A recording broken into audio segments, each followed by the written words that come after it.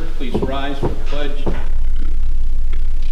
I pledge allegiance to the flag of the United States of America and to the republic for which it stands, one nation, under God, indivisible, with liberty and justice for all.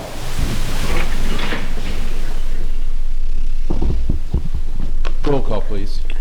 Mayor Westcott. Present. Alderman Palmer. Here. Wangelin. Present. Snow. Present. Kuhlmeyer. Schoeneman. Kleckler. Present. Folsom. Sabatka. Present. We have a quorum.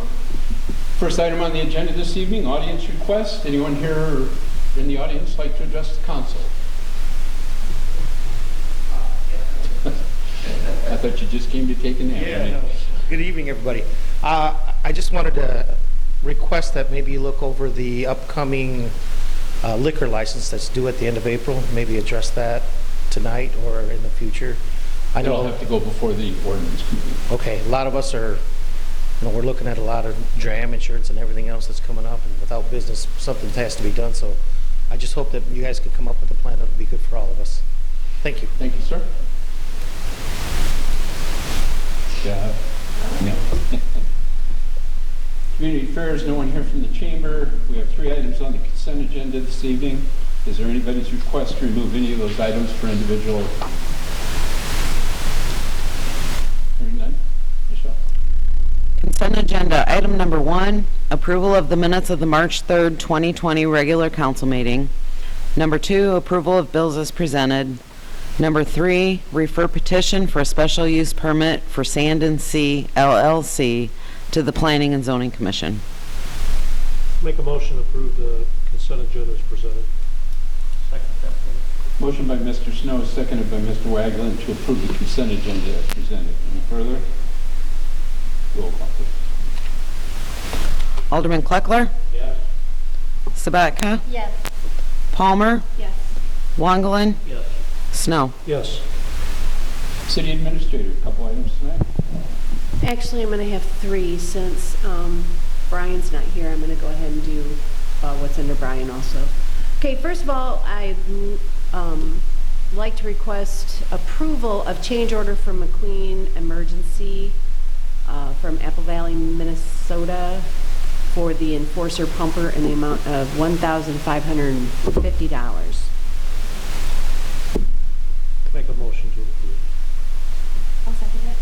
Motion by Mr. Snow, second by Ms. Palmer, for a change order from McQueen Emergency for the enforcer pumper for the fire department in the amount of $1,550. Discussion.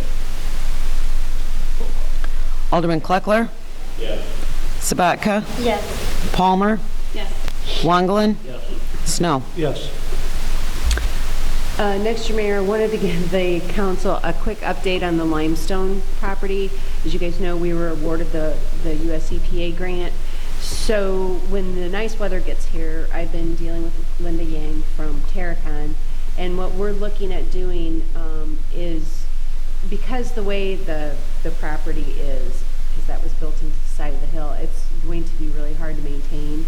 So we're going to look at going ahead and starting to remove soil that will need to be removed for the ground contamination. And then we have a big mountain of dirt out at by the sewer plant that we can use to fill in that place and level it so where it can be maintained, whether we do like a prairie grass or whatever we do on it instead of just regular grass, but that we can actually maintain it. That soil will, even though it's our soil, every 500 cubic yards has to be tested, but still we're not going to have to buy soil to haul in there, so that will save us a lot of money. But we're not going to start any of that until we know the weather's going to stay nice, and then we'll be looking at that.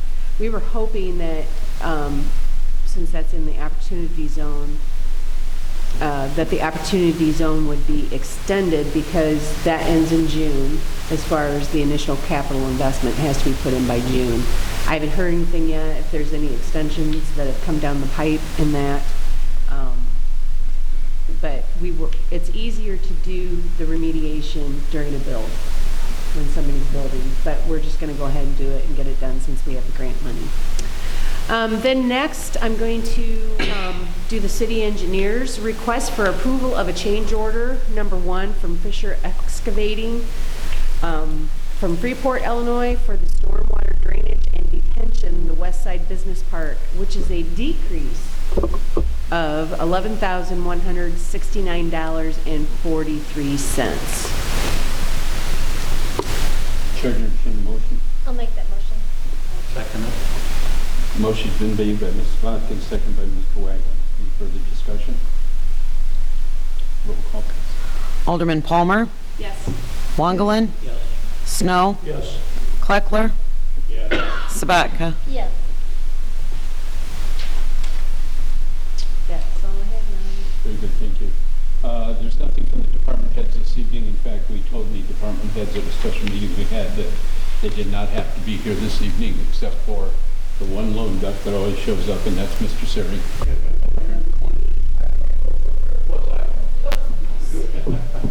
Oh, well, it depends what you want. Security. She's Sergeant of Arms tonight. Correct. Just real quick, I think everybody's received their census in the mail. Any alderman, if you want a census sign, I have signs available, so if you want to put it in the front yard, I appreciate it. That was done through a grant through the census, through Blackhawk Waterways, $17,000 worth of signs. So, Blackhawk Hills, I'm sorry. $17,000 worth of signs that they have, so it took us some time to deliver the signs, so we need to get them out and about. So, please put one in your yard, if you would. Thanks.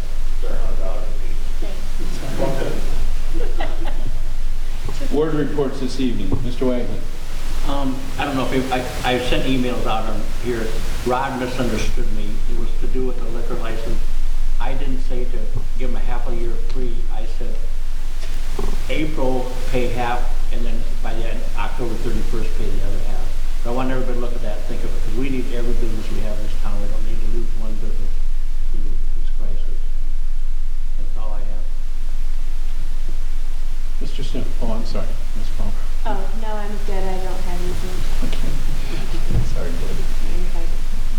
Brian? Yes, I'd like to make a motion to approve a bid for demolition approved by the Building Code Committee for demolition of 614 3rd Avenue for the amount of $13,100 to Fur Excavating, 30529 Newton Road, Rock Falls, 61071.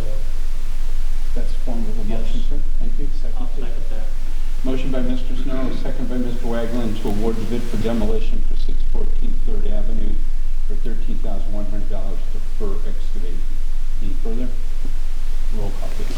Alderman Kleckler. Yes. Sabatka. Yes. Palmer. Yes. Wangelin. Yes. Snow. Yes. Secondly, again, I'm going to make a motion to award a bid for demolition of 17.5 Avenue A in the amount of $9,484 to Brook Excavating, 25668 Jersey Road, Tapco, Illinois, 61283. Correct, today you said 17, instead of 7? 710. 710 and a half.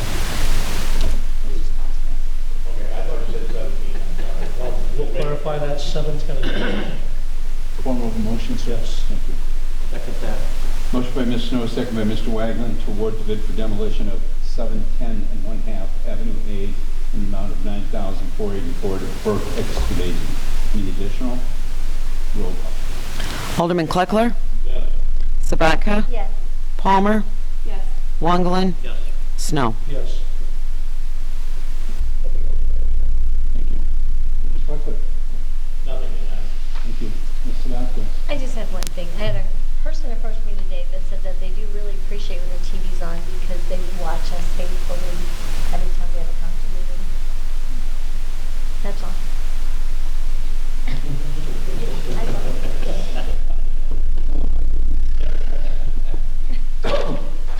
Under Mayor's report this evening, I have three things there. The first two involve appointments. Our current Planning and Zoning Commission has been operating, but not at full vote. It calls for 7 members. And this evening, I'm going to ask the council to approve 2 appointments to that. Each will be for 3-year terms. The first is to approve the appointment of Bill Graulo to the Planning and Zoning Commission for a 3-year term from March of 2020 through April of 2023. Make a motion to approve. I'll second it. Mr. Snow, second by Ms. Palmer, to approve the appointment of Bill Graulo. Any further?